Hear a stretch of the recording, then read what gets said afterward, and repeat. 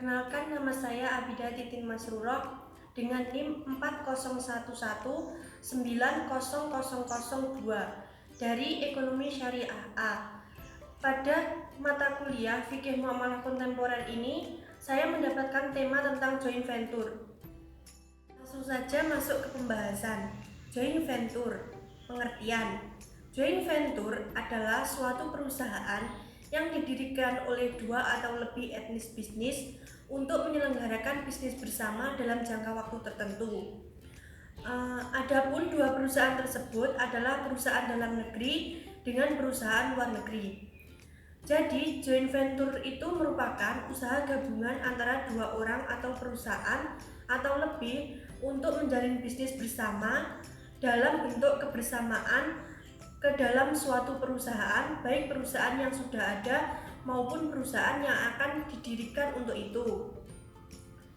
Yang selanjutnya yaitu adalah mekanisme atau cara kerja joint venture.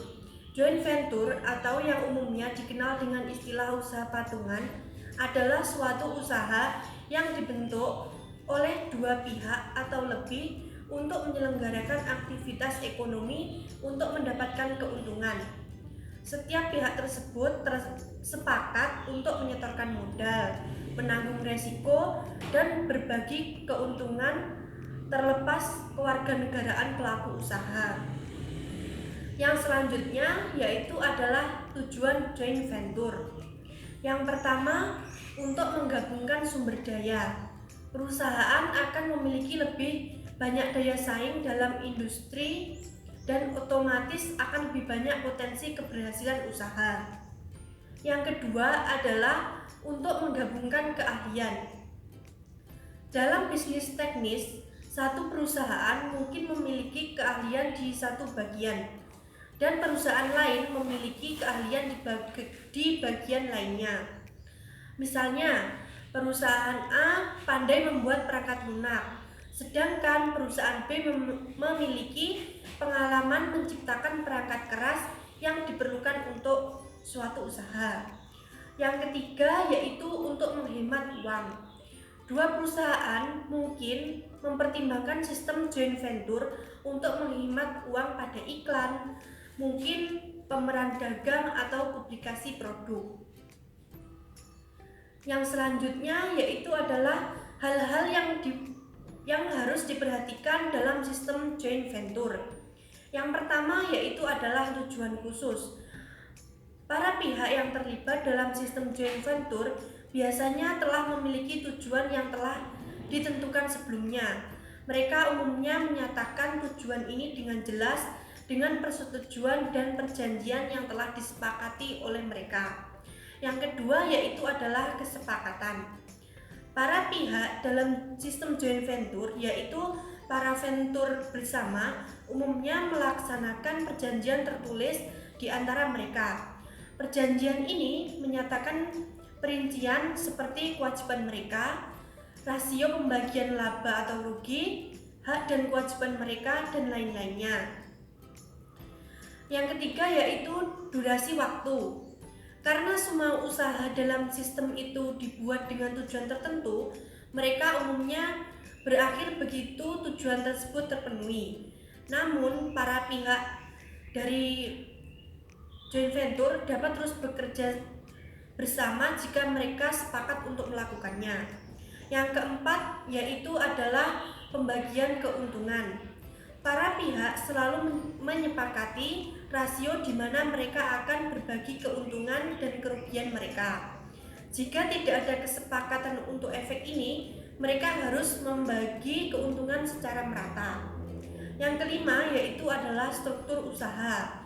Para pihak dapat membuat usaha patungan dengan melakukan kontrol pada salah satu aspek aktiva, operasi, atau etnis bisnis itu sendiri.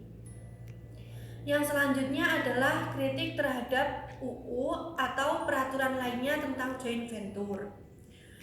Berikut adalah beberapa undang-undang atau peraturan lainnya tentang joint venture, yaitu Undang-Undang Nomor 25 Tahun 2007 tentang penanaman modal, Undang-Undang Nomor 1 Tahun 1967 tentang penanaman modal asing, Perka BPKM Nomor 7 Tahun 2007 tentang perubahan atas peraturan Perka BKPM tentang pedoman dan tata cara pengendalian pelaksanaan penanaman modal, Perpres Nomor 90 Tahun 2007 tentang Badan Koordinasi Penanaman Modal, PP Nomor 7 Tahun 1993 tentang perubahan PP Nomor 17 Tahun 1902 tentang persyaratan pemilikan saham dalam perusahaan penanaman modal asing, dan SK Menteri Negara Penggerak Dana Investasi atau Ketua Badan Koordinasi Penanaman Modal Nomor 15/SK/1994 tentang ketentuan pelaksanaan pemilikan saham dalam perusahaan yang didirikan dalam rangka penanaman modal asing. Di sini saya akan memberikan kritik terhadap Undang-Undang Nomor 25 Tahun 2007 tentang penanaman modal. Dalam Undang-Undang Nomor 25 Tahun 2007 tentang penanaman modal adalah untuk meningkatkan daya saing Indonesia di pasar global. Tujuan undang-undang ini bermuara kepada kepentingan ekonomi nasional, kemakmuran, kesejahteraan, dan kebahagiaan seluruh rakyat Indonesia serta kepastian hukum. Pada pasal 1 ayat 4, penanaman modal adalah perseorangan atau badan usaha yang melakukan penanaman modal yang dapat berupa penanam modal dalam negeri dan penanam modal asing. Tetapi dalam pasal 5 ayat 2, penanaman modal asing wajib dalam bentuk perseroan terbatas berdasarkan hukum Indonesia dan berkedudukan di dalam wilayah negara Republik Indonesia, kecuali ditentukan lain oleh undang-undang. Dari kedua pasal tersebut tidak ada konsistensi antara kedua pasal, sehingga menimbulkan ketidakpastian hukum. Yang selanjutnya adalah pandangan ulama dan tokoh terhadap joint venture. Salah satu modal kerjasama atau aliansi yang makin populer di Indonesia adalah bentuk usaha bersama atau joint venture. Joint venture adalah suatu unit terpisah yang melibatkan dua atau lebih peserta aktif yang dijadikan sebagai mitra.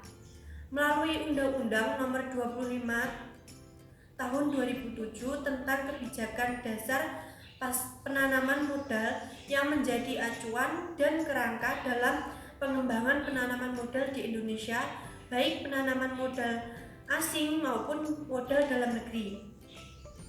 Menurut Peter Mahmud, joint venture merupakan suatu kontrak antara dua perusahaan yang membentuk satu perusahaan baru. Perusahaan baru inilah yang disebut dengan perusahaan joint venture.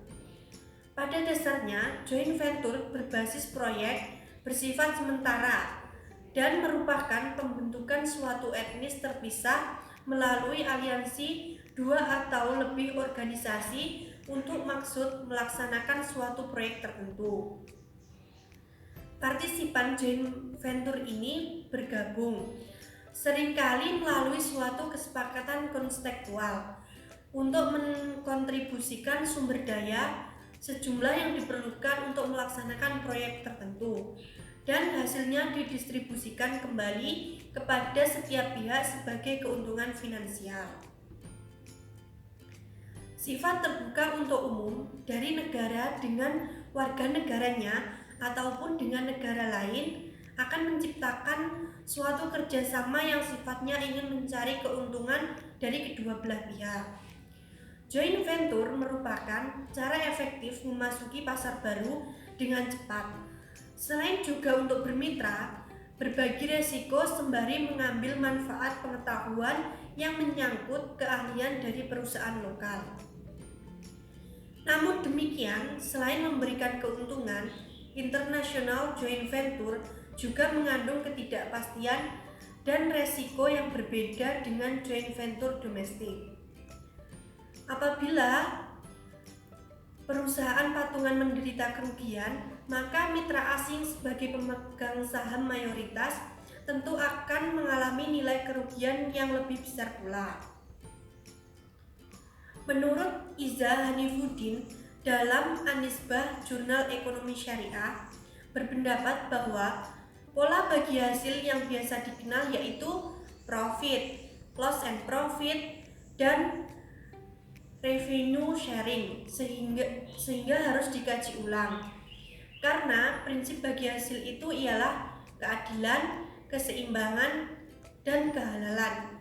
Maka prinsip bagi hasil yang diperoleh dalam capaian nominal atas pemanfaatan aset harus diaplikasikan, yaitu prinsip benefit sharing. Prinsip ini memberikan tujuan keadilan dan sebagainya tersebut melalui mekanisme kontrol yang bertujuan menepati sharing compliance. Sekian presentasi dari saya. Apabila ada kurangnya saya mohon maaf. Apabila ada yang mau ditanyakan, silakan langsung menuliskan komentar di Google Classroom.